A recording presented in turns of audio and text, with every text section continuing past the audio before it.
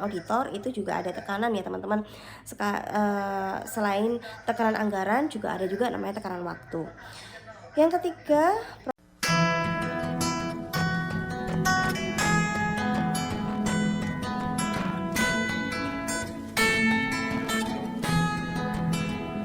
Assalamualaikum warahmatullahi wabarakatuh. Selamat siang teman-teman. Jadi video ini saya buat untuk memudahkan kalian dalam belajar mata kuliah audit manajemen, dimana kita tahu ya habis gini kita UAS, dan semoga apa yang saya jelaskan melalui video ini dapat kalian gunakan secara baik dan kalian gunakan semaksimal mungkin untuk belajar sehingga kalian dapat mendapatkan nilai UAS yang lebih maksimal. Nah, dalam video yang kali ini saya akan menjelaskan audit manajemen untuk pertemuan ke-6, di mana dalam pertemuan ke-6 saya mengambil tema sesuai dengan RPS, implementasi program audit untuk sektor publik. Teman-teman, adapun dalam pertemuan ke-6 mengenai mata kuliah audit manajemen ini, saya menitik beratkan pada dua kegiatan belajar. Yang pertama, konsep program audit organisasi dalam sektor publik. Lalu yang kedua, praktik penyusunan program audit untuk sektor publik. Dalam kegiatan belajar pertama mengenai konsep program audit sektor publik, saya menitik beratkan pada 3 sub pembahasan. Yang pertama mengenai jenis program audit manajemen atau audit internal, di fungsi operasional sektor publik tentunya, lalu jenis-jenis program audit manajemen dalam fungsi keuangan, dan definisi dan konsep mengenai program audit itu sendiri. Seperti yang kita bicarakan pada pembahasan sebelumnya, bahwa sebenarnya program audit itu merupakan suatu rencana yang harus dilakukan oleh auditor dalam rangka memenuhi mutu audit sehingga suatu audit itu dapat dilaksanakan sesuai dengan tujuan audit tersebut.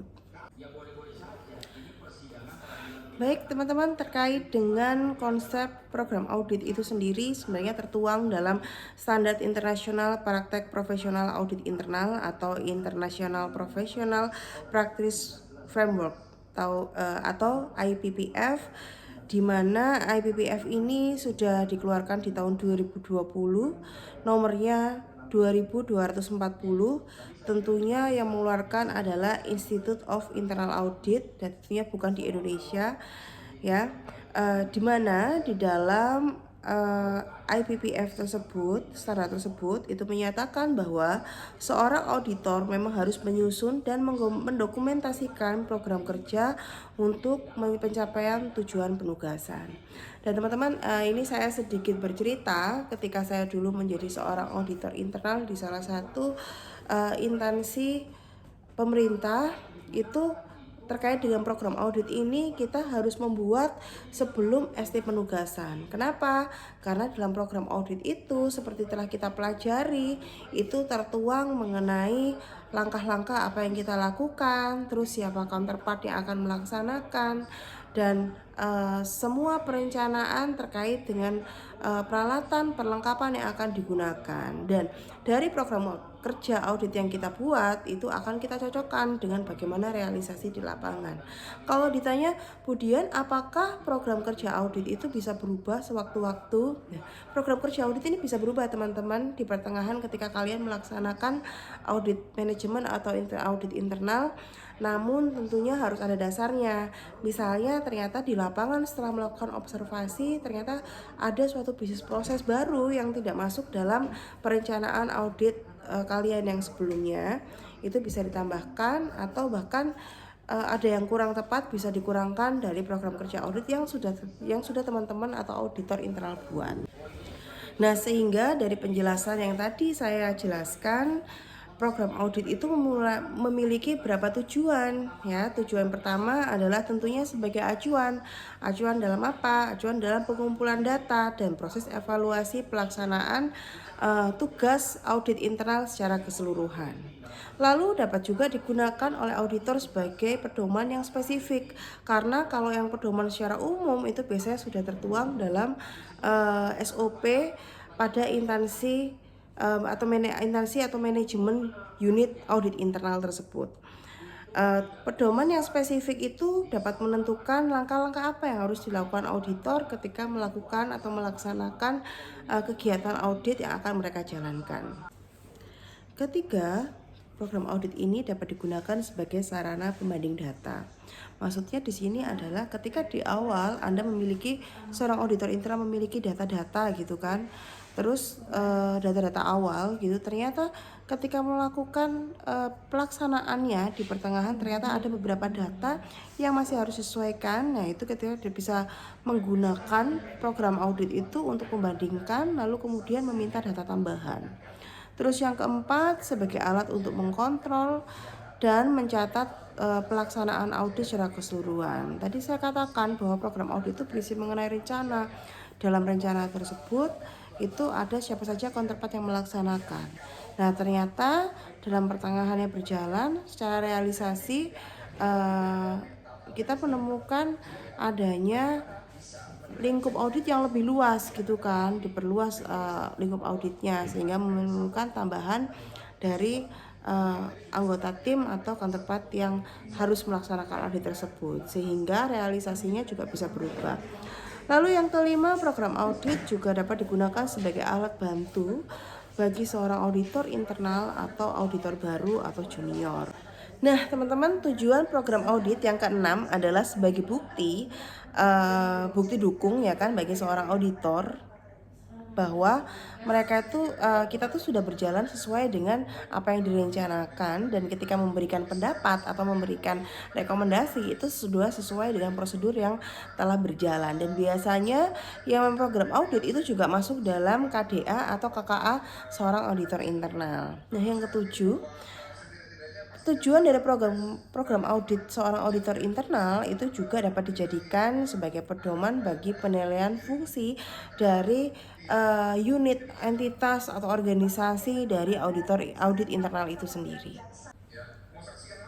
Tadi kita sudah membahas mengenai tujuan dari program audit yang ada, lalu secara keseluruhan selain ada tujuan tentunya ada keunggulannya. Sebenarnya apa sih value added-nya gitu kan kalau seorang auditor itu membuat suatu program audit. Meskipun itu sebenarnya wajib, tapi tentunya saya akan memberikan informasi kepada teman-teman sekalian bahwa program audit memiliki beberapa keunggulan. Yang pertama adalah sebagai agar pembagian kerja audit untuk para personil audit mulai dari ketua tim, pengendali teknis atau supervisor sampai dengan ketua tim dan anggota timnya itu bisa mendapatkan pembagian kerja yang merata. Yang kedua, program kerja audit yang rutin itu hasilnya bisa lebih baik dan juga menghemat waktu, karena sebenarnya seorang auditor itu juga ada tekanan ya teman-teman.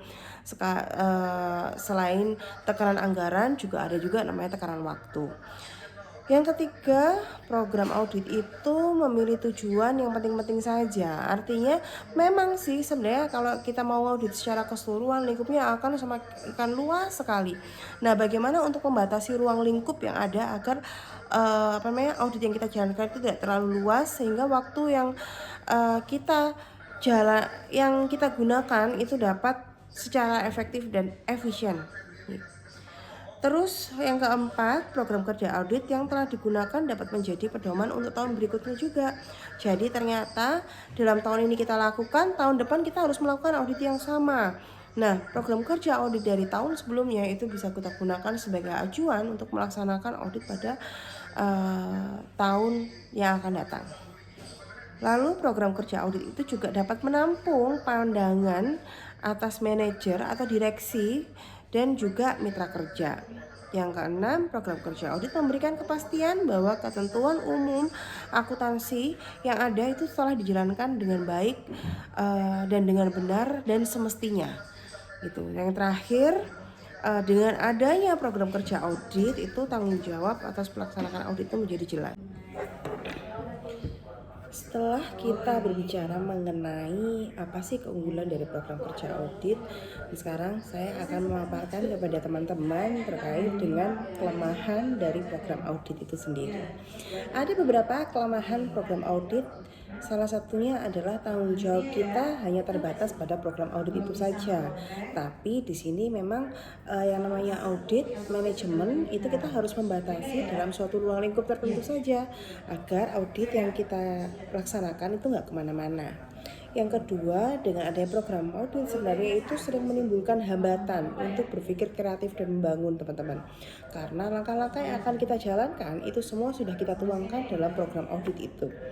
Lalu yang ketiga, terkait dengan kegiatan audit itu pada akhirnya karena menghambat pikiran kita untuk menjadi kreatif itu akan menjadi suatu hal yang bagi seorang auditor internal yang sebenarnya memiliki langkah-langkah yang lebih inovatif itu dianggap menjadi lebih monoton. Nah, di sini ada beberapa kriteria yang harus teman-teman perhatikan ketika membuat program audit ya.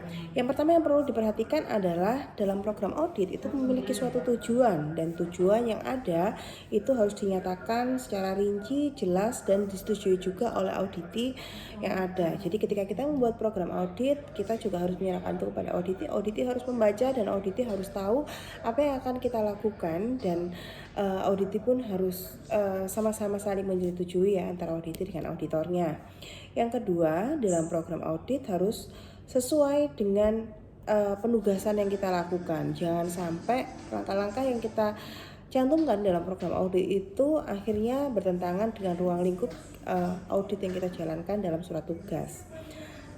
Yang ketiga, setiap langkah-langkah kerja menyakup pemerintah atau instruksi itu harus bernilai positif tentunya. Jadi harus memberikan value added bagi auditi dan juga auditornya sendiri. Lalu informasi-informasi yang tidak diperlukan tentunya harus dihindari karena tadi dikatakan di awal bahwa program audit itu harus dinyatakan secara rinci, jelas dan disetujui sehingga tidak boleh menyimpang dari apa yang harusnya tidak perlu dikerjakan. Jadi kita tidak boleh memberikan informasi-informasi yang bias. Yang terakhir, sekiranya dari pihak manajemen atau auditi meminta auditor untuk melakukan prosedur tertentu, maka hal tersebut harus dicantumkan beserta penjelasannya. Jadi tadi saya katakan bahwa program audit itu bisa dilakukan perubahan teman-teman, tapi perubahannya juga nggak boleh terlalu sering ya. Tapi di situ kita harus mencantumkan juga kenapa kok berubah, terus apa dasarnya. Nah, lalu program audit manajemen itu juga memiliki dua fungsi teman-teman. Fungsi yang pertama menjelaskan bahwa program audit itu harus lebih fokus pada pelaksanaan di sektor keuangan organisasi, ya kan? Karena kenapa? Karena kita ini seorang accounting, jadi yang kita perdalam adalah terkait dengan keuangan organisasi tersebut. Kita tidak boleh menyimpang dari bidang ilmu yang kita pelajari. Lalu yang kedua, program audit itu akan lebih fokus pada pelaksanaan di sektor operasional organisasi. Jadi keuangan itu hanya merupakan suatu imbas dari pelaksanaan manajemen yang baik atau yang buruk. Sehingga ketika kita ada temuan terkait dengan keuangan, kita harus mencari tahu alasannya apa. Terus habis itu kenapa sampai hal tersebut bisa terjadi. Tentunya suatu keuangan yang baik, pengelolaan keuangan yang baik itu didasari oleh manajemen yang baik. Sebenarnya ketika kita berbicara mengenai program audit ya, sebenarnya audit sendiri, audit manajemen atau audit internal itu sendiri merupakan fungsi manajemen ya. Itu terdiri dari beberapa macam jenis, ya kan? Jenis-jenisnya kita bisa mempelajari ada program audit untuk tergantung dengan fungsi auditnya ya. Jadi ada namanya program audit untuk audit SDM, ada namanya program audit untuk pemasaran, ada audit untuk sistem pemastian kualitas dan sebagainya. Itu tergantung dari ruang lingkupnya kita atas audit yang akan kita jalankan. Lalu sekarang saya akan bahas yang pertama. Yang pertama saya akan bahas mengenai prosedur audit SDM atau audit sumber daya manusia. Dalam audit sumber daya manusia, seorang auditor itu akan melakukan pengecekan terhadap SOP atau aturan yang digunakan atau standar yang berlaku secara umum untuk penerimaan SDM baru. Ya kan? Terus begitu prosedur kedua yang dilakukan adalah melakukan pengecekan terhadap SOP tersebut atau standar atau pedoman yang digunakan oleh SDM itu untuk melaksanakan setiap tugasnya. Jadi kita cek apakah sebenarnya layak kelayakan atas pedoman atau standar yang digunakan, atau jangan-jangan sebenarnya harusnya standar tersebut sudah kelamaan, sudah tidak sesuai dengan bisnis proses yang dijalankan dari yang sedang berjalan di klien atau enggak suatu entitas yang kita audit, sehingga seharusnya SOP tersebut sudah tidak bisa digunakan karena tidak sesuai dengan perkembangan dari bisnis yang sedang berjalan. Lalu yang ketiga, seorang auditor itu bisa melakukan wawancara kepada SDM berkaitan dengan pendistribusian SOP, aturan atau standar yang ada. Yang keempat, seorang auditor dapat melakukan pengamatan atas aktivitas yang berkaitan dengan SDM. Nah, teman-teman, hendaknya ketika melakukan wawancara atau meminta klarifikasi, apapun itu tercatat dan tertulis dan akhirnya dituangkan dalam berita acara, gitu ya. Dan ditandatangani oleh si narasumber gitu kan, dan juga seorang auditornya juga, auditor yang memberikan pertanyaan. Nah teman-teman, sekarang kita masuk dalam kegiatan pelajaran yang kedua, di mana dalam kegiatan pembelajaran yang kedua itu saya akan menjelaskan atau menginformasikan kepada Anda bagaimana praktik menyusun program audit untuk sektor publik. Sebenarnya hampir sama saja seperti sebelum UTS, antara sektor publik dengan sektor swasta, tapi mungkin ada beberapa hal yang sedikit berbeda. Jadi dalam kegiatan pembelajaran kedua ini kita akan mempelajari dua sub belajar. Yang pertama adalah bagaimana mengisi kertas kerja audit untuk fungsi operasional dan bagaimana mengisi formulir kertas kerja untuk audit fungsi keuangan. Teman-teman, dalam menyusun formulir kertas kerja audit ada beberapa hal atau syarat yang harus diperhatikan oleh kalian atau oleh seorang auditor internal. Nah, yang pertama syaratnya adalah sebuah formulir atau kertas kerja audit itu harus memuat hal-hal yang signifikan sesuai dengan tujuan audit. Makanya itu apa yang kita tuangkan dalam kertas kerja itu biasanya harus sesuai dengan langkah-langkah yang ada dalam program kerja audit. Dan jangan lupa biasanya ya, kalau misalnya suatu unit atas audit internal atau satuan pengawasan internal di suatu entitas atau organisasi, biasanya tuh dilakukan peer review mulai dari perencanaan sampai dengan bagaimana pembuatan KAKA-nya. Apakah KAKA tersebut tuh sudah cukup berisi sesuai dengan fakta yang ada, sudah sesuai dengan perencanaan, dan itu harus dituangkan dalam realisasi pada program kerja audit. Dan jangan lupa juga syarat yang lain adalah kertas kerja audit itu harus disusun secara sistematis. Jadi kesistematisan itu akan memberikan informasi yang akurat kepada siapa saja yang membutuhkan informasi tersebut untuk dibaca, sehingga ketika membuat suatu keputusan atau justifikasi itu tidak terjadi kesalahan. Lalu yang selanjutnya, kertas kerja audit itu harus bebas dari kesalahan. Kertas kerja audit itu harus lengkap serta mencantumkan catatan atau komentar auditor. Nah, ini yang sering terjadi biasanya untuk auditor junior itu dia tidak mencantumkan kesimpulan atas kertas kerja yang ada. Ketika seorang auditor internal itu membuat suatu kertas kerja itu harus didasari atas referensi, terus habis gitu bagaimana kita mendapatkan alat bukti tersebut, terus kalau misalnya KKA itu terdiri dari sub KKA yang banyak harus dilakukan rekapitulasi, terus dibuat suatu kesimpulan. Kenapa? Kesimpulan tersebut akan memudahkan seorang pengendali teknis dalam melakukan review atas pelaksanaan audit yang dijalankan oleh ketua tim dan anggota timnya.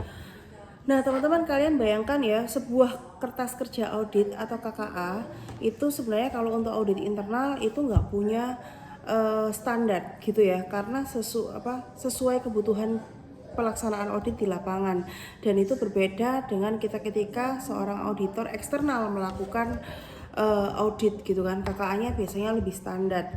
Nah, Beberapa manfaat dari KKA itu tadi adalah yang pertama, KKA itu bisa dijadikan sebuah pedoman bagi seorang auditor internal atau satuan pengawasan internal dalam menyusun laporan audit dan rekomendasi. Makanya ketika melakukan simpulan atas kegiatan audit yang kita lakukan gitu kan per satu KKA gitu tuh, itu kalian juga harus membuat satu kesimpulan yang relevan dan mudah dipahami. Tidak hanya dipahami oleh seorang junior audit yang membuat KKA itu, tapi juga harus dipahami oleh ketua timnya, pengendali teknisnya, supervisornya, sampai dengan pengendali mutu gitu kan. Biasanya kalau pengendali mutu itu bisa koordinator pengawasan gitu namanya, atau enggak mungkin kepala unit seperti itu.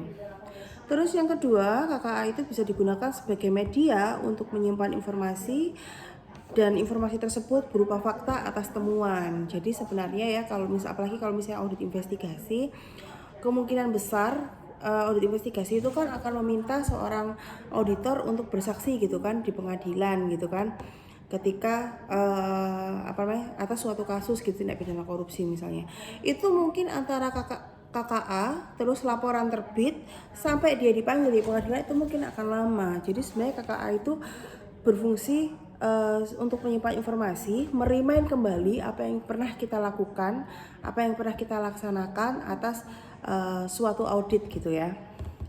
Terus yang ketiga, KKA itu juga digunakan sebagai perangkat bagi seorang auditor internal dalam menjalankan penugasan audit. Yang terakhir tentunya adalah sebagai pendukung data bagi auditor untuk melakukan komunikasi, ya kan, komunikasi antara auditor satu dengan auditor yang lain terkait dengan hasil temuan, atau juga bukan sama auditor tapi dengan pimpinan dari organisasi unit audit tersebut. Beberapa KKA yang baik itu harus memuat komponen-komponen yang standar gitu ya. Meskipun sebenarnya terkait dengan standarisasi KKA itu tergantung dari unit audit dan harus disesuaikan dengan kepentingan tujuan dari audit itu. Entah itu misalnya audit operasional, mungkin KKA-nya juga komponennya akan isinya juga akan berbeda dengan audit kinerja atau enggak audit investigasi dan yang lainnya. Tapi kalau untuk komponennya itu tentunya hampir sama gitu kan. Yang pertama, suatu kertas kerja itu harus punya sampul KKA. Karena itu apa? Sampul KKA itu memuat suatu judul. Jadi judul auditnya itu apa, kita jelaskan dalam sampul tersebut, ruang lingkupnya apa, lalu siapa tim yang menjalankan audit tersebut. Nah, yang kedua, komponen KKA harus berisi daftar isi KKA.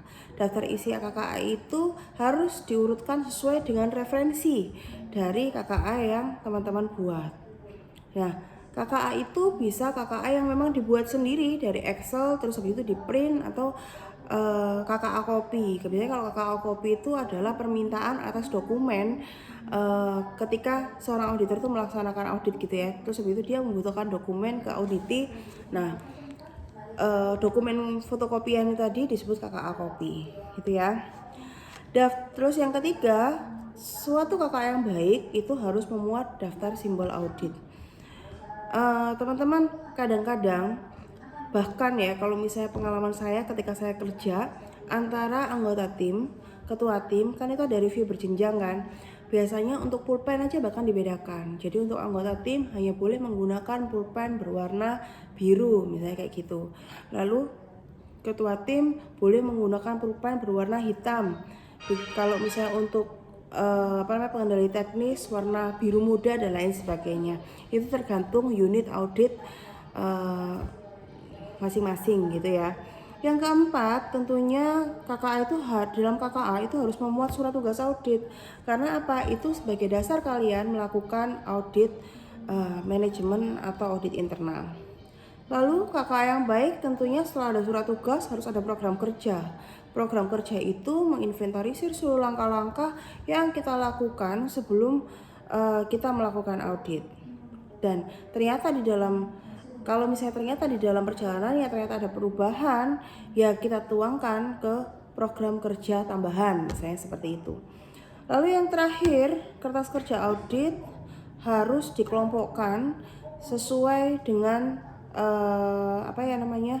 Misalnya ada audit pendahuluan, terus hasil pengujiannya bagaimana, evaluasi temuan dan rekomendasi, lalu terakhir baru draft laporan audit. Nah, itu semua sebenarnya sesuai dengan langkah-langkah yang ada pada PKA atau program kerja.